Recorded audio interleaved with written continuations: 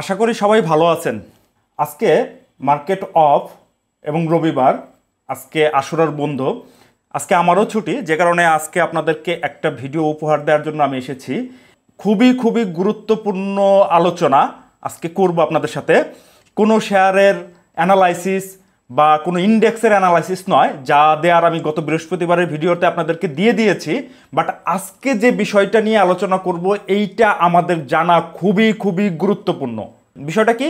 Share বাজারে বড় লসের কারণ, মানে আমরা শেয়ার বাজারে এসে কি কারণে এক্স্যাক্টলি লসটা করে বসি, সেই বিষয়াদি নিয়ে আজকের এই ভিডিওটা।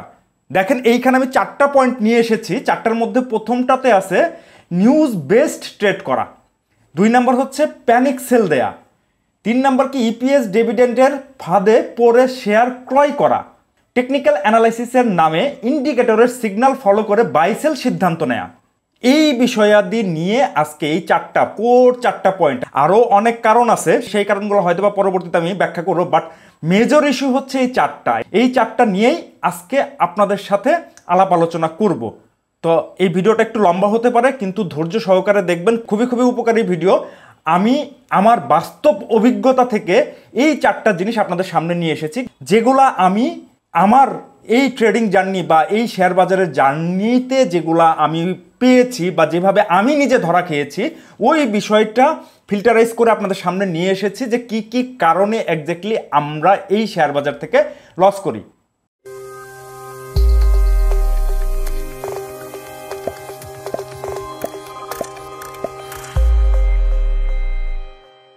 একটা বিষয় আপনাদেরকে একটু দেখাবো, কারণ অনেক সময় আপনারা টেকনিক্যাল অ্যানালাইসিসের উপরে ভরসা করেন না, তো যে কারণে এই বিষয়গুলো আমাকে দেখাইতে হয়।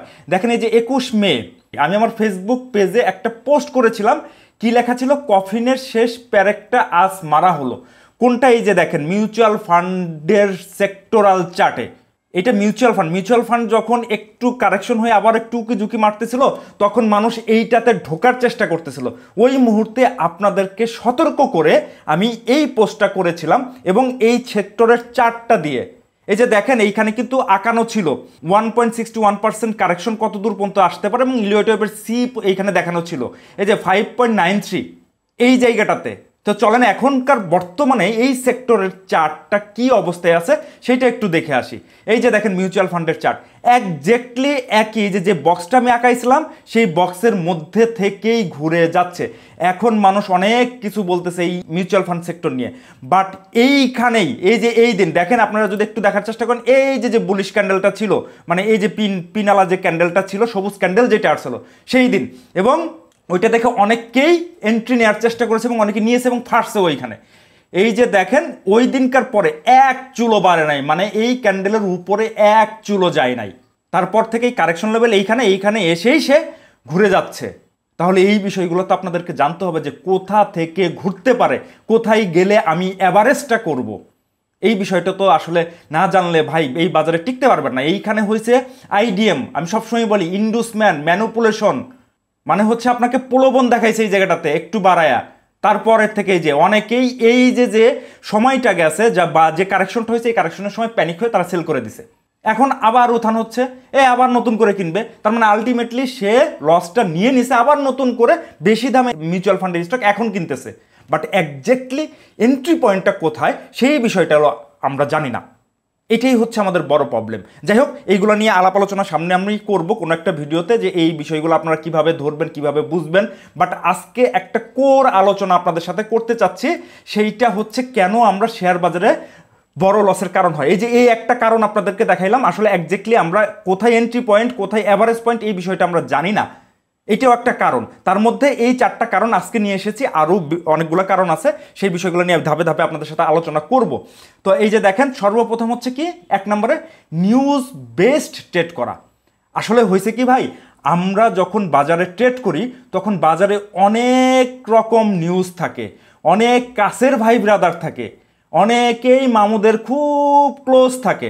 তারা কি করে, ভাই এই শেয়ারটা কিনেন, শেয়ারটা 10 টাকার থেকে 20 টাকা হয়েছে, এখন 30 টাকা যাবে, দেখেন না শেয়ারটা দাম বাড়তেছে, কিনে ফেলেন, এই শেয়ারটা আরও যাবে, মামুদের এই শেয়ারটা নিয়ে অনেক দূর প্ল্যান আছে, আমি জানি ভাই, আমি ইন্টারনাল খবর পেয়েছি, আপনি নিতে পারেন।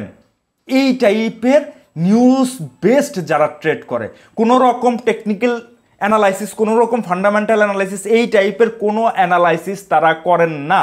না করে তারা শুধু অন্যকে ফোন দিয়ে অন্যের কথাতে বা বিভিন্ন রকমের ভুইফোর অ্যানালিস্ট আছে যারা সোশ্যাল মিডিয়াতে বিভিন্ন টাইপের অ্যানালাইসিস দেয়, যেইটার দাম অলরেডি বেড়ে গেছে 50%, 60%, 100% বেড়ে গেছে, তখন এই টাইপের অ্যানালাইসিস দিয়ে আপনাদেরকে ম্যানিপুলেশন করার চেষ্টা করে। এইটা ভাই আপনার বুঝতে হবে, তারা ব্যবসা করতেছে, তাদের ব্যবসার গুমুর কখনোই আপনার কাছে সত্য কথা বলবে না, এটা বাস্তব কথা। স্মার্ট মানি কখনোই ওরা নিজের ভাইয়ের কাছেও বলে না, আমি নিজেও দেখছি, এটা নিজে প্রমাণ। আপনাকে চার্ট দেখেই বুঝতে হবে, আপনাকে ফান্ডামেন্টাল ডেটা দেখেই বুঝতে হবে যে এই শেয়ারটা কী হচ্ছে। যখনই আপনি নিউজ পাবেন, খুব ক্লোজ নিউজ হইলে সেটা ভিন্ন কথা, একদম ক্লোজ, আমি দেখছি যে ক্লোজ হইলেও অনেক সময় এটা কাজ করে না। হয়তো বা আপনাকে প্রথম 2টা স্টক আপনাকে দিয়েছে, সেই 2টা স্টক থেকে প্রফিট করছে, বাট বাকি যে 4-5টা স্টক আপনাকে দিচ্ছে অনেক হাই রেটে, সেই স্টকগুলো থেকে তারা আপনাদেরকে ধরিয়ে দিচ্ছে। এই বিষয়গুলো আপনাদেরকে মাথায় রাখতে হবে। তো চলেন আমি একটা উদাহরণ দিই, একটা শেয়ারের একটা উদাহরণ দিয়ে আপনাদেরকে বোঝানোর চেষ্টা করি। দেখেন এই যে DSSL মানে ড্রাগন সোয়েটার লিমিটেড, যখন শেয়ারটা 6 টাকার ঘর থেকে মানে 6 টাকা 90 পয়সা বা 80 পয়সা থেকে শেয়ারটা ঘুরে দাঁড়িয়ে 12 টাকা প্লাস হয়ে গেছে, তখন বাজারে অনেক অ্যানালিস্ট ছিল বা বাজারে এই রকম নিউজ ছিল এই শেয়ারটা ডাবল হয়েছে, এখন শেয়ারটা 18 টাকা 20 টাকা চলে যাবে, আপনারা সবাই কিনতে পারেন। ডিজেল শেয়ার, মোবাইল শেয়ার, এই টাইপের বিভিন্ন রকমের প্রলোভন দেখে মিষ্টি কথা বলে আপনাদেরকে এই শেয়ারগুলো হাতিয়ে দিয়েছে। তারপরে কি হয়েছে, এই যে পরে আবার একটু উঠছে, হ্যাঁ সুইং দেখাইছে, বাট এইটাও তাদের একটা ম্যানিপুলেশন প্রসেস। এই জায়গাটা তো আইডিয়াম হয়েছে, মানে ইন্ডুসমেন্ট, আপনাকে প্রলোভন দেখাইছে যে একটু বাড়তেছে তুমি কিনো আসো, বাট এইখানে তাদের এক্সিট প্ল্যান ছিল, একদম 100% এখানে এক্সিট প্ল্যান ছিল। এবং তারপরে দেখেন শেয়ারটা আবার কিন্তু 8 টাকার ঘর থেকে এখন ঘোরার চেষ্টা করতেছে। আপনাকে চিন্তা করতে হবে শেয়ারটার লেভেল কোথায়, শেয়ারটা যে আমি কিনতেছি শেয়ারটা কোথা থেকে কোন পর্যন্ত গেছে, তারপরে বাজারে নিউজ আসতেছে। কেন ভাই শেয়ারটা কেন 6 টাকা বা 7 টাকা লেভেলে নিউজ আপনাকে দিল না? আপনার সাথে যদি এত ভালো সম্পর্ক হয়, আপনি তাদেরকে এত ভালো ফলো করেন, তাহলে শেয়ারটা যখন একদম বটম লেভেলে ছিল, এই যে এই ধরনের লেভেলে ছিল, তখন আপনাকে কেন নিউজটা দিল না যে ভাই এই শেয়ারটা আপনি কিনেন, এই শেয়ারটা 12 টাকায় যাবে, 12 টাকা যাওয়ার পরে আপনাকে বলতেছে এখন 20 টাকায় যাবে। তাইলে ডালমে কুচকালা হে এই টাইপের জিনিস যদি কখনো দেখেন, তাহলে ভাববেন এখানে কোনো ঘাপলা আছে, মানে শেয়ারটা অলমোস্ট কিছু পরিমাণ বেড়ে গেছে বা 40%, 60% এইরকম টাইপের বেড়ে গেছে অথবা 100% বেড়ে গেছে, তখন যদি এই টাইপের নিউজ আসে আপনারা ওইখান থেকে সাবধান হবেন। তারপরে শেয়ারটা কারেকশন হোক, এই যে এইরকম কারেকশন হোক, এইসব জায়গায় আসুক, একটা জায়গায় সেটেল হোক, তারপরে আপনি দেখে শুনে অ্যানালাইসিস করে টেকনিক্যাল চার্ট বা প্রাইস অ্যাকশন বা ফান্ডামেন্টাল ডেটা যদি চেঞ্জ হয়, সেই বিষয়গুলো দেখে শুনে আপনারা কিনতে পারেন। তো এই বিষয়গুলো আপনাদেরকে মাথায় রাখতে হবে। এই হচ্ছে একটা পয়েন্ট যে নিউজ বেসড ট্রেড করে আমরা কি ধরনের ধরাটা খাই। সো আজকে থেকে নিউজ বেসড ট্রেড করা বাদ দেন, এবং যদি নিউজও পান সেই শেয়ারটাকে দেখবেন যে লেভেলটা কোথায় আছে, ওই শেয়ারটার বটমটা কোথায়, সেই বটমের কাছাকাছি আছে কিনা, না পিক হয়ে গেছে, এই টাইপের জিনিস দেখে আপনি কখনোই নিউজ বেসড ট্রেড করবেন না যখন এই শেয়ারটার দাম অনেক বেড়ে গেছে। সো আজকে থেকে নিউজ বেসড ট্রেড করা বাদ দেন। আমাদের বাজারের সাধারণ বিনিয়োগকারীদের সবচেয়ে বড় লসের কারণ হচ্ছে এই নিউজ বেসড ট্রেড করা। চলেন 2 নম্বর পয়েন্টটাতে আসি। 2 নম্বর পয়েন্ট হচ্ছে প্যানিক সেল দেয়া। আপনারা হয়তো বা এইটার বিষয়টা বুঝে গেছেন, এইটার টপিক শুনেই বুঝে গেছেন যে প্যানিক কী জিনিস। আমরা বাজারে অনেক সময় অনেকভাবে একটু ফান্ডামেন্টাল দিক হোক বা বৈশ্বিক দিক হোক বা দেশের কোনো পরিস্থিতি হোক, সেই সময়টাতে একটা খারাপ নিউজ আসে, দেশের অর্থনৈতিক বা বাজারের বা বৈশ্বিক কোনো পরিস্থিতিতে খারাপ নিউজ আসতেই পারে, হতেই পারে। ওই জায়গাটাতে কি করি আমরা, প্যানিকড হয়ে সেলটা দিয়ে দেই। দেখেন এই যে গত 22 জুন এই দিন কি হয়েছিল, ইরানকে আক্রমণ করেছে কে, আমেরিকা। ওই নিউজের কারণে আমরা প্যানিকড হয়ে এই যে বড় ক্যান্ডেলটা তৈরি হয়েছে, মানে 73 পয়েন্ট এই দিন পড়ছিল, ওই দিন জাস্ট আমরা প্যানিকড হয়ে সেল দিয়েছি। এখানে বড় স্মার্ট মানি ওরা জীবনেও সেল দেয় নাই, কিন্তু বাট আমরা যারা সাধারণ বিনিয়োগকারী আছি তারা ভেবেছি যে যুদ্ধ অনেক দূর আগাই নিয়ে যাবে, যুদ্ধ বিশ্বযুদ্ধের দিকে মোড় নিচ্ছে, বিভিন্ন নিউজ বা বিভিন্ন গ্রুপে এই টাইপের কথাবার্তা হচ্ছে, আপনাকে প্যানিক করে দিয়েছে, আপনি নিজেও প্যানিক হয়েছেন। প্যানিকড হয়ে ওইখানে সম্ভাবনাময় হাতে থাকা শেয়ারগুলো আপনি সেল করে দিয়েছেন। এটা কোনো কিছু হইল ভাই? এইরকম বাজারে প্রচুর পরিমাণে প্যানিক সেল হয় আমাদের বাজারে। সব সময় এই কাজটাই হয় আমাদের দেশে। যে কোনো একটা নিউজ, খারাপ নিউজ হইলেই হয়েছে, সেটা আমার দেশের হোক বা দেশের বাইরে হোক। এই যে ইন্ডিয়া পাকিস্তানের যুদ্ধ হচ্ছিল, ওইখানেও প্যানিক সেল হয়েছে। এবং এর আগে আমাদের একজন উপদেষ্টা বলেছিলেন যে জেট ওয়েস্ট পেপার হিসেবে ট্রিট করবো। ওয়েস্ট পেপার হয়েছে, হয় নাই। সেদিন আমি কিন্তু আপনাদেরকে বলেছিলাম এটা জাস্ট প্যানিক, আর কিচ্ছু না। আপনার প্যানিক ওই শেয়ারগুলো সেল করে দিচ্ছেন, এরপরে ওই জেডেরগুলো কিন্তু উঠছে। এইরকমই হয়।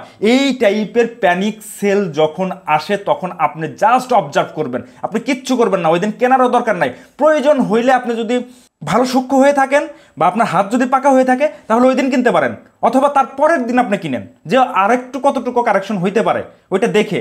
আর যদি আপনি একটু টেকনিক্যালি সাউন্ড হন, যদি দেখেন যে না এর থেকে আর বেশি দূর পড়ার কথা নয়, আপনি তখন তো নিজেই বুঝতে পারবেন যখন টেকনিক্যালি সাউন্ড হবেন যে এর থেকে আর বেশি দূর পড়ার কথা নয়, তাহলে এখন আমার নতুন করে এন্ট্রি পয়েন্ট খোঁজা উচিত। তো আপনি ওই জায়গাগুলো খুঁজেন, প্যানিক সেল দিবেন না, ওই জায়গাগুলো নতুন এন্ট্রি খুঁজেন। আর যদি নতুন করে বাই করার অপরচুনিটি আপনার না থাকে তাহলে আপনি বসে থাকেন, কিচ্ছু সেল করার দরকার নাই। এই যে এই দিনের পর থেকে দেখেন, এই দিনের পর থেকে যে মার্কেট বুলিশ, এই যে বুলিশ দেখেন আপনারা, এইখানে যারা সেল করেছে তারা এই যে এই সব জায়গায় আবার নতুন করে কিনতে হয়েছে, যে 2-3টা ক্যান্ডেল হওয়ার পরে নতুন করে আবার কিনতে হয়েছে বেশি দামে। সো আপনারা এইভাবে করেই টাকাটা হারান। আপনার শেয়ারটা 22 টাকায় ছিল, আপনি কি করলেন 20 টাকায় সেল করে দিলেন। ওই শেয়ারটা যখন আবার 24 টাকায় চলে গেছে, মানে নিউজ টিউজ সব স্বাভাবিক হয়ে গেছে, কোনো কিছু নাই, যুদ্ধ মুদ্ধা আর কিছু নাই, তখন ওই যে 20 টাকায় যে সেল করলেন আপনি, আপনার ওই শেয়ারটা আবার 24 টাকায় কিনতে হয়েছে। তার মানে 22 টাকার শেয়ার আপনি 20 টাকায় সেল করলেন, আবার 24 টাকায় যায় কিনলেন। তাই আলটিমেটলি আপনার কত টাকা লস হলো দুইটা ক্যালকুলেশন করে এখন আপনারা এই বুঝছেন। আমি আর ক্যালকুলেশন দেখালাম না, আপনারা একটু চিন্তা করে দেখেন। এই বিষয়টা আপনারা মাথায় রাখেন না, এইগুলা করা যাবে না, এই প্যানিক সেল দেয়া যাবে না। এই প্যানিক সেলের কারণেও আপনাদের এই লসগুলো হয়। আপনারা আজ থেকে যে কোনো কিছু হইতেই পারে। রাস্তাঘাটে চলতে গেলে ভাই অ্যাক্সিডেন্ট হবেই, এটাই স্বাভাবিক, এটা বাইরের কিছু না। সো আপনাকে ওইভাবে করে চিন্তা করে প্যানিকটা নিজেকে সংযত রেখে আপনাকে বাজারে ট্রেড করতে হবে। সো আজ থেকে আপনারা প্যানিক সেল দেয়া বাদ দেন। এরপর আসেন ইপিএস ডিভিডেন্টের ফাঁদে পড়ে শেয়ার ক্রয় করা। মানে 3 নম্বর পয়েন্ট কি, ইপিএস এবং ডিভিডেন্ট যে আমাদের বাজারে দেয় বা ডিভিডেন্টের যে নিউজ আসে বা নিউজ আসতে চলেছে, এই টাইপের নিউজ বাজারে ছড়িয়ে দিয়ে আমাদেরকে শেয়ারগুলো ধরিয়ে দেয়। তাহলে এই ফাঁদেও আমাদের পা দেয়া যাবে না। কিভাবে চলেন আমি আপনাদেরকে একটু বোঝানোর চেষ্টা করি। আপনারা তো মনে করতেছেন যে ভাই কি বলতেছে, যে ইপিএস ডিভিডেন্ট ভালো আসলে তো শেয়ারের দাম উড়ে, শেয়ারের দাম ভালো হয়, এইটাতে দেখে আমরা কিনি না। ভাই ওই জায়গাটা তো ঘাপলা থাকে। আমি আপনাদেরকে ক্লিয়ার করে দিচ্ছি। এই যে দেখেন রবি, যদি আমরা রবিটা একটু দেখার চেষ্টা করি, রবির এই দিন যদি আপনারা একটু দেখেন, এই যে দেখেন 18 ফেব্রুয়ারি 2025 রবির কি আসছে, ডিভিডেন্ট আসছে। ডিভিডেন্ট দিছে কত, 15% ক্যাশ ডিভিডেন্ট দিছে। এই যে দেখেন 18 ফেব্রুয়ারি, এবং এই ক্যান্ডেলটা যদি একটু দেখেন, এই যে 18 ফেব্রুয়ারি, এদিন কি হয়েছে, তাহলে এই দিন তো ডিভিডেন্ট আসছে, ডিভিডেন্টও ভালো দিছে ও। তাহলে এই শেয়ারটা তো তখন 30 টাকা 29 টাকা ট্রেড হয়, এই শেয়ারটা তো 40 টাকা যাওয়ার কথা, কিন্তু তারপরে কি হয়েছে, শেয়ারটা উল্টা আবার 22 টাকায় চলে আসছে। কি কারণে, এই যে দেখেন এই দিন একটু একদম গ্যাপ আপ দিয়ে ওপেন হয়েছে, একদম টপ থেকে ওপেন হয়েছে, তারপরে শেয়ারগুলো খাওয়াইছে। কারণ কি আপনারা একটু বুঝতে হবে ভাই, ইপিএস আসার বা ডিভিডেন্ট আসার আগে এই শেয়ারটা 23 টাকা 20 পয়সায় ছিল, তারপরে শেয়ারটা বাড়তে বাড়তে 30 টাকায় গেছে। অলরেডি 60 টাকার একটা গ্যাপ এইখানে তৈরি হয়ে গেছে। এই যে অপরচুনিটি তারা পাইছে, যারা স্মার্ট মানি ছিল বা এই শেয়ারটা যাদের হাতে বেশি পরিমাণে ছিল, তারা এই 1.5 টাকা নিবে, ডিভিডেন্ড দিয়েছিল হচ্ছে 15%, তার মানে তারা 1.5 টাকা নিবে না 60 টাকা নিবে, এটা বুঝতে হবে। সো ডিভিডেন্ট আসার আগে শেয়ারটার পজিশন কোথা থেকে কোথায় গেছে সেই বিষয়টাও আপনাকে মাথায় রাখতে হবে। সো এই ডিভিডেন্টের মূলা ঝুলিয়ে এইখানেও কিন্তু মালটা আপনাকে লটকাই দিছে, এটা আপনি নিজেও বুঝতে পারেন নাই। কারণ হচ্ছে এই শেয়ারটা কি, শেয়ারটা হচ্ছে নিচ থেকে উপরে গেছে। যদি শেয়ারটা এই 22 টাকা 21 টাকা লেভেলের যদি থাকতো, তখন যদি ডিভিডেন্ড ভালো আসতো, তখন আপনি এই শেয়ারটা নিয়ে চিন্তা করতে পারতেন। কিন্তু বাট প্রিভিয়াস হিস্ট্রি একটু দেখেন, 2-1 মাসে কি হয়েছে, শেয়ারটা কোন লেভেল থেকে কোন লেভেল পর্যন্ত গেছে। ভাই চার্ট আপনার সামনে আছে, আপনি তো দেখতেছেন ইতিহাসটা। এরকম চার্ট তো খুলে, এটা ফ্রি অফ কস্টে, যে স্টক নাও তো ফ্রিতেও অনেকে ইউজ করে, আমি নিজেও একসময় ফ্রিতে ইউজ করতাম, আপনারা অনেকেই ফ্রিতে ইউজ করেন। বাট এই শেয়ারটা তো এখন আপনারা তো এই স্টক নাওয়ের চার্ট খুললেই দেখতে পারেন যে এই শেয়ারটা কোথা থেকে কোথায় চলে গিয়েছে। তারপরে আসছে কি নিউজ, ফান্ডামেন্টাল নিউজ, ডিভিডেন্ড দিছে বা ইপিএস দিছে, এইখানেও আমরা ধরা খাই। সো আপনাকে এইভাবে করেই দেখতে হবে। তো চলেন আরেকটা স্টক আপনাদেরকে দেখাই। এই যে দেখেন আরেকটা স্টক কি, লিন্ডিবিডি, বেশ ভালো ফান্ডামেন্টাল শেয়ার। রবিটাও কিন্তু ভালো ফান্ডামেন্টাল শেয়ার। আপনারা ফান্ডামেন্টাল করেন, কিন্তু ফান্ডামেন্টালের মধ্যেও ঘাপলা আছে। এই যে দেখেন লিন্ডিবিডির 5 সেপ্টেম্বরে কি ছিল, 5 সেপ্টেম্বরে এর ইপিএস আসছিল, ইপিএসও আসছে, সাথে হচ্ছে ডিভিডেন্ডও ঘোষণা করছে 410 টাকা করে পার স্টকে। এই যে দেখেন 5 সেপ্টেম্বরের ক্যান্ডেল, 5 সেপ্টেম্বরের ক্যান্ডেলটা দেখেন, এইটা কত 1800 টাকার ঘরে চলে গেছিল শেয়ারটা। তখন আপনি এই যে 410 টাকা নেয়ার জন্য 1800 টাকা লেভেলে আপনি শেয়ারটা কিনেছেন ওই দিন লোভ করে, কিন্তু শেয়ারটা কোথা থেকে গেছে আপনাকে একটু মাথায় রাখতে হবে। 1000 টাকার ঘর থেকে 1800 টাকার ঘরে চলে গিয়েছে, মানে অলমোস্ট ডাবল হয়ে গেছে। তখন এই টাইপের নিউজ চলে আসছে, ফান্ডামেন্টাল নিউজ, ভালো কথা। এর মানে কি, এই যে 410 টাকার জন্য আপনি আর 1000 টাকার শেয়ারটা এন্ট্রি নিলেন হচ্ছে 1800 টাকায়, কিন্তু আলটিমেটলি শেয়ারটা এই দিনকার পর থেকে, এই যে ডিভিডেন্ড যেদিন দিছে বা ডিক্লারেশন যেদিন আসছে ওই দিনকার পর থেকে এক চুলো বাড়ে নাই, ওই যে রবির মতন। দেখেন এরপর থেকে কি হয়েছে, স্টকটা সেই আবার 896 টাকা বা 900 টাকার ঘরে চলে আসে, মানে অর্ধেক ফল হয়েছে। তার মানে আপনি 400 টাকার জন্য এইখানে হারাইলেন কয় টাকা, 900 টাকা হারাইলেন। তার মানে কি, আপনি আলটিমেটলি এখানে লুজার। তো এইরকম টাইপের ডিভিডেন্ড ইপিএস এর মূলা ঝুলায় আপনাকে আগে দেখতে হবে যে শেয়ারটা কোথা থেকে কোথায় গেছে। ওই রবির মতো দেখেন এই শেয়ারটা অলমোস্ট এইখান থেকে ডাবল হয়ে গিয়েছিল। কারণ কি, কারণ এই জায়গাগুলোতে স্মার্ট মানি ওরা এন্ট্রি নিয়ে বসেছিল ভাই। ওরা এই নিউজগুলো আগে থেকেই জানে, ওরা ইন্টারনাল নিউজ। আসলে আপনি কি মনে করেন যে কোম্পানি নিউজ দেয় না, কোম্পানির ভিতরকার নিউজই থাকে। ওরা আগে থেকে এইখানে এন্ট্রিমেন্ট্রি নিয়ে পরে যখন এই নিউজ বাজারে আসে আমাদেরকে নিউজের মূলা ঝুলিয়ে, মানে ডিভিডেন্ড ইপিএস এর নিউজের মূলা ঝুলিয়ে এই স্টকগুলো আমাদেরকে হাতে ধরিয়ে দেয়। এভাবে করে এই বাসটা আমাদের দেয়।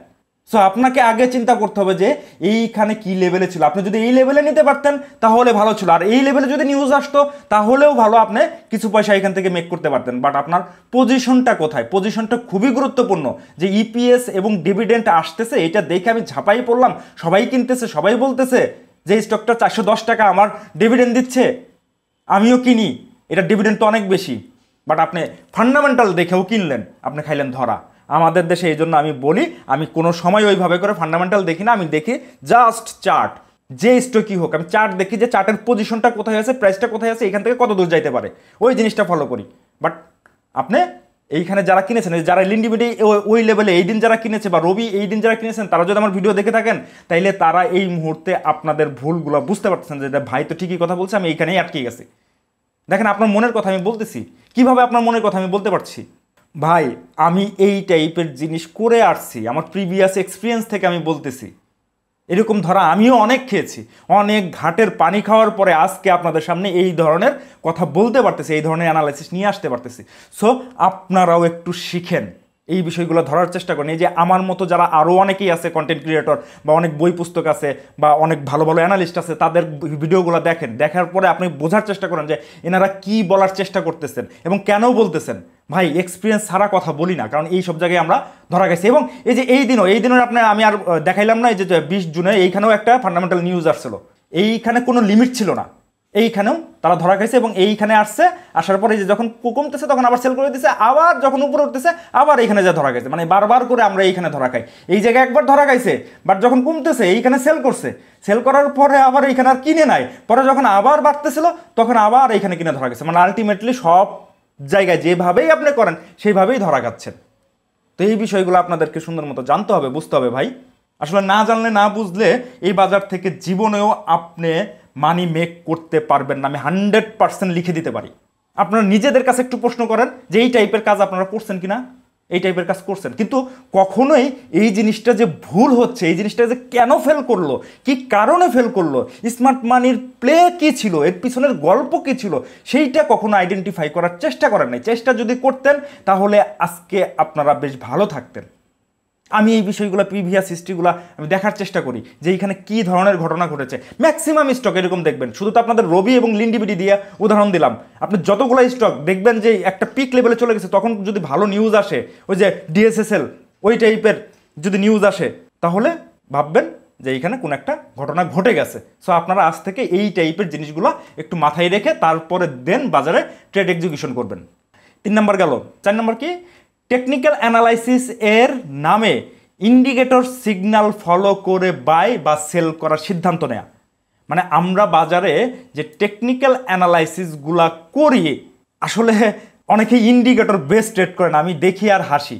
এই যে দেখেন, আমি আপনাদেরকে বলি, ম্যাক্সিমাম সাধারণ বিনিয়োগকারী RSI, MACD আর হচ্ছে হিস্টোগ্রাম সাথে মুভিং অ্যাভারেজটাও দেখে।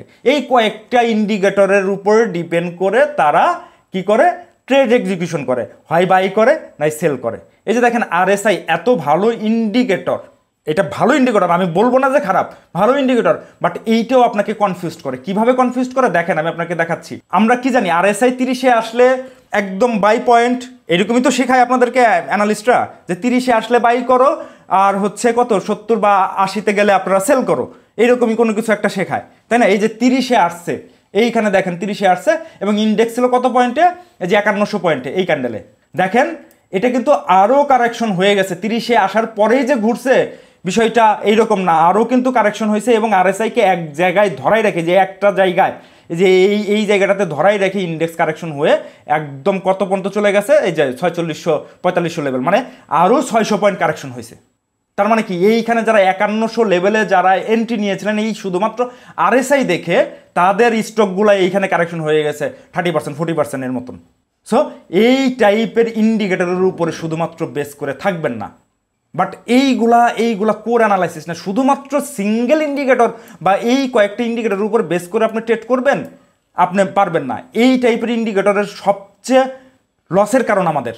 এই যে দেখেন, আবার আরেকজন বলবে ভাই আমি প্রো ট্রেডার, আমি ডাইভারজেন্স দেখে আমি এন্ট্রি নেই, ডাইভারজেন্স RSI এর ডাইভারজেন্স আছে কিনা সেইটা দেখি। হ্যাঁ আসেন দেখেন, এই যে এইখান থেকে এই পর্যন্ত এই যে দেখাচ্ছি, আবার এই যে RSI ডাইভারজেন্স আপনি পাইছেন কিনা দেখেন, এই যে বিপরীতমুখী ডাইভারজেন্স হয়েছে না। অনেক ভালো ভালো অ্যানালিস্টরা তাদের কোর্সের মধ্যে এই জিনিস শেখায়, ডাইভারজেন্স হইলে দেখে শুনে এন্ট্রি নাও। এবং বুলিশ ক্যান্ডেল, এই যে দেখুন বুলিশ ক্যান্ডেল আসছে আসার পরে কি হয়েছে, আবার পয়েন্ট কিন্তু কারেকশন হয়েছে। এখানে কত পয়েন্ট ছিল, এখানে 4800 ছিল, তারপর কিন্তু 4500 ঘরে চলে আসে নাই, ডাইভারজেন্সও হয়েছে। কিন্তু দেখেন, আমি আপনাদেরকে চোখ অ্যাঙ্গুল দিয়ে দেখাই দিচ্ছি ভাই, আপনাকে এত কিছু দেখা লাগবে না, শুধু ভলিউম এবং প্রাইস অ্যাকশনের যদি কম্বিনেশন আপনি বুঝেন, এইগুলো কিচ্ছু দেখা লাগবে না। এবার আসেন আরেকটা ইন্ডিকেটর MACD, যেটা আপনারা ইউজ করেন, খুবই ইউজ করেন, যে MACD ক্রস ওভার দিলে আমার এইখানে এন্ট্রি পয়েন্ট এবং ক্রস ওভার দিয়ে নিচে আসলে সেইখানে এক্সিট পয়েন্ট, এবং হিস্টোগ্রামের বার যদি আস্তে আস্তে আমার একটা গ্রিন আসে তাহলে সেই জায়গাটাতে এন্ট্রি পয়েন্ট, আর রেড হইলে সেইখানে এক্সিট পয়েন্ট। তাই তো বিষয়টা আপনারা তো এইভাবে করেই করেন। হ্যাঁ অনেক জায়গায় কাজ করে, এইটা কাজ করে না তা না, কিন্তু ম্যাক্সিমাম জায়গায় যদি আপনারা দেখেন, ম্যাক্সিমাম জায়গায় কাজ করবে না। এই যে দেখেন, এই যে জিপিএস ইস্পাতের চার্টটাতে আপনি যদি একটু ফলো করেন, এইখানে MACD ক্রস ওভার দিছে, ক্রস ওভার দিয়ে এইরকম হয়েছে, হওয়ার পরে আহামরি বাড়ে নাই কিন্তু। তার মানে কি, MACD ক্রস ওভার দিছে, আমি এই ক্যান্ডেল এন্ট্রি নিচ্ছি, ঠিক আছে, ওকে ফাইন, এই ক্যান্ডেল আমি এন্ট্রি নিলাম, MACD ক্রস ওভার দিল, বা এই যে এইখানে হিস্টোগ্রাম একটু হালকা হালকা হচ্ছে, আমি এই যে এইসব ক্যান্ডেলে দেখে শুনে এন্ট্রি নিলাম, নেওয়ার পরে এখন আমি এক্সিট নিব কোথায়, তাই তো? এক্সিট নিব কোথায়? এক্সিট হচ্ছে MACD ক্রস ওভার দিবে তারপরে তো, তাই তো? তো এই যে দেখেন, এইখানে MACD ক্রস ওভার দিছে, যে এই ক্যান্ডেলে, এই যে এইখানে দেখেন, এই ক্যান্ডেলে MACD ক্রস ওভার দিছে, তাহলে কি হইলো, আপনি এক্সিট নিলে, এই এন্ট্রি নিলেন 21 টাকা, আবার এক্সিট নিলেও 21 টাকা, মাঝে যে এইখানে একটা গ্যাপ দিয়েছিল, এই যে এইখান থেকে 21 টাকার থেকে মোটামুটি 23 টাকা পর্যন্ত গেছিলো, আপনি কিন্তু এই জায়গাটাতে ঠিকঠাক মতো প্রফিট বুক করতে পারেন নাই, তার মানে আপনাকে কেনা দামেই বিক্রি করে দিতে হয়েছে। বাট আপনি যদি শুধুমাত্র ভলিউম এবং প্রাইস অ্যাকশন জানতেন, তাহলে আপনার এইখানেই সেল ছিল, একদম এইখানেই সেল ছিল, একদম এই 23 টাকায় সেল ছিল। আপনি শুধুমাত্র ভলিউম এবং প্রাইস অ্যাকশন যদি দেখতেন, এই যে আলট্রা ভলিউম, আপনার এই জায়গাটাতেই সেল ছিল, বাট আপনার এই ইন্ডিকেটরের কারণে আপনি দেখা প্রফিটটা বুক করতে পারলেন না। এবং দেখেন মজার বিষয় কি, এইখানে আবার হিস্টোগ্রামের বারে যে আস্তে আস্তে এই যে হালকা হচ্ছিল, আবার দেখেন হিস্টোগ্রামের বার কি হয়েছে, এখানে দুটো সবুজও দিয়ে দিছে, তার মানে কি আপনাকে কনফিউজ তৈরি করছে। এইখানেও দেখেন, এই জায়গাটাতে যদি দেখার চেষ্টা করেন, যে হিস্টোগ্রামের বার সবুজ হয়েছে, এই যে দুইটা ক্যান্ডেল আমার সবুজ হওয়ার কারণে হিস্টোগ্রামের বারও সবুজ হয়েছে, তার মানে আপনি এখানে এন্ট্রি নিছেন, বাট পরের দিন ম্যাচুইট না, আপনি এখানে খাইলেন ধরা, তারপর আস্তে আস্তে আবার কারেকশন, আলটিমেটলি প্যানিক হয়ে সেল করেছেন, আপনি পরের টুকু আবার ধরতে পারেন নাই। এইরকমই হয় আমাদের বাজারে। এবং শেষমেশ দেখেন যে কতখানি কারেকশন, কতটুকু কারেকশন হয়েছে একটু আপনাদেরকে বুঝতে হবে। এরপরে আমরা কি করি, মুভিং অ্যাভারেজ দেখে ট্রেড করি, তাই না? মুভিং অ্যাভারেজ, শুধুমাত্র মুভিং অ্যাভারেজের উপর ডিপেন্ড করে অনেকেই ট্রেড করে। আসেন চলেন মুভিং অ্যাভারেজ দেখি। এই যে দেখেন, মুভিং অ্যাভারেজের উপরে সে ক্লোজ দিছে, তারপর আবার নিচে নামছে, খাইলেন ধরা, এইখানে সেল, মানে স্টপ লস। আপনার মুভিং অ্যাভারেজের নিচে আসলে তো আপনারা সেল করবেন, আর উপরে থাকলে বাই করবেন। এই যে এখানে বাই করলেন, মুভিং অ্যাভারেজের উপরে সে ট্রেড হচ্ছে, ভলিউমও ভালো আসছে, এখানে বাই করলেন। বাই করার পরে কি হয়েছে, এইখানে সে ক্লোজিং দিয়ে ট্রেড করতেছে, মানে কি আপনি সেল করে দিলেন, করলেন সেল। আবার এইখানে মুভিং অ্যাভারেজের উপরে আবার উঠছে। এই যে দেখেন, আপনাদেরকে দেখাচ্ছি, এই যে মুভিং অ্যাভারেজের উপরে উঠছে, 9 দিনের মুভিং অ্যাভারেজ। অনেকে মুভিং অ্যাভারেজ দেখে আপনারা ট্রেড করেন। এই যে মুভিং অ্যাভারেজের উপরে উঠছে, কিন্তু ওঠার পরে এইখানে বাই করছেন, পরের দিন বিয়ারিশ ক্যান্ডেল, তারপরে আবার সেল সিগন্যাল, এইখানেও খেলেন ধরা, এইখানে ধরা খাইলেন, এখানে এসএল নিলেন, আবার এখানে আবার নতুন করে এন্ট্রি নিলেন, আবার এখানে এসএল নিলেন, নেওয়ার পরে আবার এইখানে কি হয়েছে, আপনি ঢুকলেন মুভিং অ্যাভারেজ দেখে, আবার ঢুকলেন, মুভিং অ্যাভারেজের উপর আমার ট্রেড হচ্ছে, ঢুকলাম, ঢুকার পরে আপনি তো আর এই ক্যান্ডেলটা তো বুঝেন না, মানে প্রাইস অ্যাকশন এবং ভলিউমটা ওইভাবে তো আপনারা দেখেন না। আপনারা দেখেন কি ইন্ডিকেটর, যদি কেউ প্রাইস অ্যাকশন ভলিউম দেখে তাদের জন্য শুভকামনা, তারা ভালো করতেছেন, তারা ভালো, ওই দিকেই আগান। বাট এই টাইপের ইন্ডিকেটরের সাথে আপনি যদি থাকেন, দেখেন ইন্ডিকেটর কী ধরনের আপনাকে সিগন্যাল দিচ্ছে, মানে খুব আপনাকে ইরোর সিগন্যাল, এটাকে বলে ইরোর, আপনাকে জাস্ট প্যানিক করে ফেলবে। এই যে, এবং দেখেন এইখানে আপনি এন্ট্রি নিলেন, পরের দিন কিন্তু এই যে মুভিং অ্যাভারেজের নিচে কিন্তু চলে আসছে, আবার আবার আবার এন্ট্রি নিলেন, আবার চলে আসছে। তার মানে কতবার এই স্টক থেকে বাই সেল আপনি করলেন, তার মানে কি কতবার আপনি স্টপ লস নেবেন। এবং এই যে দেখেন মজার বিষয়, এই জায়গাটাতে আবার উঠাইছে একদম নিচে, বটমেই, এইটা বটমেই, এই যে নিচে আপনার মুভিং অ্যাভারেজের উপরে গেছে, ভলিউমও ভালো, প্রাইস অ্যাকশনও অনেক ভালো। বাট এইটার মুভিং অ্যাভারেজ দিয়ে যদি আপনি জাজমেন্ট করেন, তাহলে মুভিং অ্যাভারেজের নিচে যখন ট্রেড করবে তখন আপনি কি করবেন, সেল করে দেবেন। তার মানে আপনি এইখানে বাই করলেন 17 টাকা 30 পয়সা 40 পয়সা যে রেটেই, তারপরে কিন্তু শেয়ারটা আবার 16 টাকা 70 পয়সা 80 পয়সা চলে আসে। তার মানে আপনি এখানে আলটিমেটলি আবার স্টপ লসটা নিয়ে নিলেন, নেওয়ার পরে দেখেন আবার এই স্টকটা বাড়তেছে, তার মানে কি আপনি আবার কিনবেন। আসলে ভাই এই টাইপের ইন্ডিকেটর বেস আপনি যদি ট্রেড করেন, তাহলে সবসময়ই ধরা খাবেন। আমাদের সাধারণ বিনিয়োগকারীদের সাথে অনেকের সাথেই আমি কথা বলেছি, অনেকেই আমাকে এই কমপ্লেনটা করেছে এবং অনেকের এক্সপিরিয়েন্স আমার সাথে শেয়ার করেছে যে ভাই এই টাইপের ইন্ডিকেটর বেস আমি ট্রেড করে জীবনের সারা পুঁজি আমি হারিয়ে ফেলছি। ইভেন আমারও এই ধরনের অভিজ্ঞতা ছিল, আমি এখান থেকে বের হয়ে আসছি। আপনাদেরও এই টাইপের ইন্ডিকেটর বেস ট্রেডিং থেকে বের হয়ে আসতে হবে। যারা এই ইন্ডিকেটর নিয়ে ট্রেড করে বা ইন্ডিকেটর নিয়ে আপনাকে শেখায়, আপনি একবার সেটা 10 বার ভাববেন। আমি আপনাদেরকে প্রমাণ দেখাই দিলাম। শুধু যে ইন্ডিকেটর, হ্যাঁ ইন্ডিকেটর আপনাকে হেল্প করতে পারে, আপনি ভলিউম এবং প্রাইস অ্যাকশন এই দুইটা দেখেন, আর কিচ্ছু দেখতে হবে না। আপনার শুধু ভলিউমটা যদি জানেন আর প্রাইস অ্যাকশনটা রিড করতে, প্রাইস অ্যাকশন বলতে কি এই ক্যান্ডেল এবং নিচের ভলিউম, এই যে আলটা ভলিউম, এই ভলিউমগুলো কী বলার চেষ্টা করতেছে, এইগুলো আপনাকে বুঝতে হবে। এই যে আমি কোর্সের মধ্যে এইগুলো সুন্দর মতো বোঝানোর চেষ্টা করি। এই যে দেখেন এত বড় ভলিউম নিছে, বাট এইখানে সেল সিগন্যাল, এত বড় ভলিউম নিছে, এখানে সেল সিগন্যাল, এটা আমার কোর্সের মধ্যে আছে। বাট এইগুলো দেখে আপনারা এন্ট্রি নিয়ে ফেলেন যে ভলিউম অনেক বেশি করে ফেলছে। বাট ভলিউমও অনেক সময় আপনাকে ধোকা দেয়। বাট কোন ভলিউমটা ভালো, কোন ভলিউমটা খারাপ, এই বিষয়টা তো আপনাকে ফিল্টারাইজ করতে হবে। আপনি শুধু এইমাত্র এই ভলিউম এবং প্রাইস অ্যাকশন দেখে যদি ট্রেড করতে পারেন, এবং সেটা আপনাকে পিওর ওয়েতে রিড করা শিখতে হবে। সব ভলিউমে যে ভালো, সব প্রাইস অ্যাকশনই যে ভালো এমন না। আসলে ভাই এই টাইপের যত রকম যে ইন্ডিকেটরগুলো যা দেখতেছেন, এই যে আমি আপনাকে বললাম RSI, MACD, তারপরে হিস্টোগ্রাম, মুভিং অ্যাভারেজ, সবগুলো ইন্ডিকেটর এই ভলিউম এবং প্রাইস অ্যাকশনকে কম্বিনেশন করে, সিনক্রোনাইজ করে আপনাকে একটা সিগন্যাল দেয়। তাও দিনের দিন না, 3 দিন 2 দিন পরে যে সিগন্যাল দেয়। এইগুলো সবগুলোই ল্যাগিং ইন্ডিকেটর, আপনাকে ঘটনা ঘটে যাওয়ার পরে সিগন্যাল দিচ্ছে। দেখেন এই যে এই ক্যান্ডেলটাতে ঘটনা ঘটাই দিছে, এই ক্যান্ডেলের পরে কিন্তু এই এত বড় কারেকশন হয়েছে, কিন্তু আপনার এই ইন্ডিকেটর সিগন্যাল দিচ্ছে এই ক্যান্ডেলে এসে। তার মানে কি 3 দিন পরে এসে আপনাকে সিগন্যাল দিচ্ছে। এই যে এই 1 দিন 2 দিন 3 দিন, তার মানে কি আপনার এই ক্যান্ডেলেই সিদ্ধান্ত হওয়া উচিত ছিল যে আপনি সেল করবেন। বাট আপনি সেল করতেছেন এইখানে আসা, মানে আপনি যেহেতু ইন্ডিকেটর বেস ট্রেড করেন, ইন্ডিকেটরকে ফলো করেন, সেহেতু ইন্ডিকেটরের সিগন্যালের অপেক্ষায় থাকবেন। এই ইন্ডিকেটরগুলো ল্যাগিং ইন্ডিকেটর, 3 দিন 2 দিন পরে আপনাকে যায় সিগন্যাল দেবে। বাট আপনি যদি ভলিউম এবং প্রাইস অ্যাকশন দেখেন, আপনি সাথে সাথে সিদ্ধান্ত নিতে পারবেন ওই দিনই, এই দিনই সিদ্ধান্ত নেবেন। আমি যদি এই স্টকটা ট্রেড করতাম বা এই স্টকটা আমার হাতে থাকতো, তাহলে আমি এই টপেই বিক্রি করতে পারতাম। যদি বলেন কীভাবে ভাই, টপে এই দেখেন এখানে অনেক পরিমাণ ভলিউম হয়ে গেছে, এই ভলিউম দেখেই আমি এই টপে মারিয়ে দিতাম।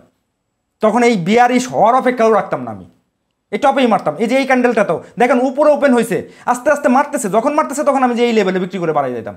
দেখতেছে এখান থেকে উঠতেছে না, ওপেনিং হয়েছে গ্যাপ আপ দিয়ে, সো এইখান থেকে আমার বেরিয়ে যাওয়া উচিত। আপনারা কী করেন, এইসব জায়গায় আরও কিনেন, এগুলো আরও কিনেন না ভাই, সেইটা না। আপনাকে এই বিষয়গুলো বুঝতে হবে, এই বিষয়গুলো জানতে হবে।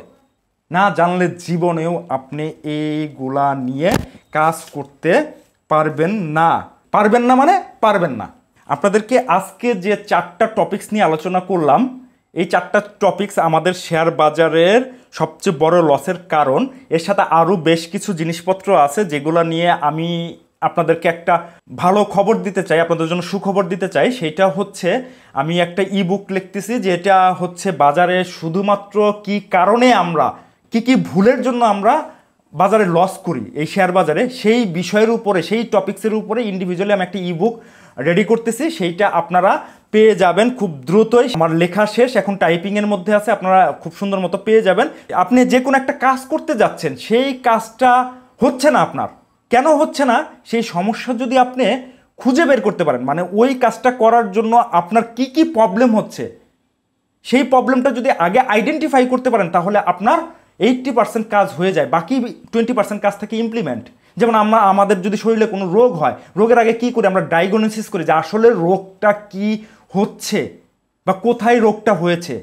তো ওই রোগটা ডায়াগনোসিস যদি হয়ে যাওয়ার পরে আমরা বুঝতে পারি যে না আমার শরীরে ক্যান্সার হয়েছে বা ডায়াবেটিস হয়েছে, তখন আমরা কি করি, ডায়াবেটিসের জন্য কি পদক্ষেপ আছে সেইগুলো নিয়ে কাজ করি। তো এই বিষয়টাও যদি আপনি বাজারের এই বিষয়টা যদি না জানেন যে আপনি কি কারণে লস হতে পারে বা কি কারণে আপনি লস করতেছেন, এই বিষয়টা যদি না জানেন, তাহলে লাভের জায়গাগুলো আপনি খুঁজে পাবেন না। সো ওই লাভের জায়গাগুলো খোঁজার জন্য এবং লসের জায়গাগুলো আপনি কিভাবে আইডেন্টিফাই করবেন, ওই লসের কাজগুলো আপনি করবেন না, সেই বিষয়াদি নিয়ে এই যে দেখেন আমার বেসিক ফান্ডামেন্টাল ও টেকনিক্যাল অ্যানালাইসিসের কোর্স, এটা রেকর্ডেড ভার্সন। এইটা আপনারা চাইলে ইনরোল করতে পারেন। যদি কেউ ইনরোল করতে চান বা কেউ জয়েন করতে চান, তাহলে এইখানে হোয়াটসঅ্যাপ নাম্বার দেওয়া আছে, খুবই চিপ রেটে আপনাদের সুবিধার কথা চিন্তা করে। এটা বেসিক লেভেলের, অ্যাডভান্স লেভেলের না। অ্যাডভান্সের কোর্স অলরেডি আমার চলমান, সেইখানে আর স্টুডেন্ট নিচ্ছি না। যেহেতু এটা রেকর্ড ভার্সন, আপনি যে কোনো সময় যে কোনো জায়গা থেকে দেখতে পারবেন, যে কোনো সময় জয়েন হইতে পারবেন। আসলে ভাই একটু জানার বিষয় আছে যে বিষয়গুলো নিয়ে আলোচনা করলাম, এটা তো একটু 2-4টা টপিক্স নেই। আর এই বেসিক ফান্ডামেন্টাল ও টেকনিক্যাল অ্যানালাইসিসের কোর্সের মোট 16টা ক্লাস আছে। আপনারা চাইলে এই 16টা ক্লাস করলে আপনাদের এই বাজার সম্পর্কে ইন ডেপথের নলেজ হয়ে যাবে, তখন আপনি অ্যাডভান্সের জন্য প্রস্তুত হয়ে যাবেন। বাট আপনাকে এই বিষয়গুলো জানতে হবে। আর আরেকটা বিষয়, আমার যারা এই বেসিক ফান্ডামেন্টাল ও টেকনিক্যাল অ্যানালাইসিস কোর্সে জয়েন করবেন, আমার যে ইবুকটা আসতেছে, এই ইবুকটা রেডি হয়ে গেলে, যেহেতু এখন টাইপিংয়ে আছে, টাইপিং হয়ে গেলে বা রেডি হয়ে গেলে আপনারা ওইটা ফ্রি অফ কস্টে পেয়ে যাবেন। সাথে এই জিনিসটাও খুবই গুরুত্বপূর্ণ। সো আর দেরি নয়, আপনারা এই যে বাজারের মোমেন্টাম হচ্ছে, বাজারে কেন লস হবে, কি কারণে লস হবে, বা বাজারে আমরা প্রফিটের জায়গা কোনগুলা ধরতে পারি, কোথায় এন্ট্রি নিতে পারি, কোথায় এক্সিট নিতে পারি, ইনডেপথে জানতে চাইলে এই বেসিক ও ফান্ডামেন্টাল টেকনিক্যাল অ্যানালাইসিসের কোর্সটা আপনারা করে নিতে পারেন। এইখানে ফান্ডামেন্টাল এবং টেকনিক্যাল 2টা পার্টি পাবেন।